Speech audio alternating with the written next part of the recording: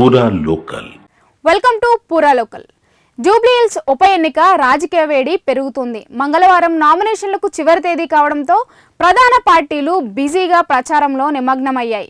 ఇప్పటికే కాంగ్రెస్ తరపున నవీన్ యాదవ్, బీఆర్ఎస్ నుంచి మాగంటి సునీత గోపీనాథ్ నామినేషన్లు వేయగా బీజేపీ అభ్యర్థి లంకల దీపక్ రెడ్డి అదే రోజున నామినేషన్లు దాఖలు చేయనున్నారు. ఈసారి స్వతంత్రులు, గుర్తింపు లేని పార్టీల అభ్యర్థుల సంఖ్య రికార్డు స్థాయిలో ఉండగా ఇప్పటి వరకు 80 మందికి పైగా నామినేషన్లు అందాయి. పండుగల నేపథ్యంలో అభ్యర్థులు తమ ప్రచారాన్ని ఆకర్షణీయంగా మార్చేందుకు మిఠాయిలు, గిఫ్ట్ ప్యాకెట్లు, క్రాకర్లు పంపిణీ చేస్తున్నారు.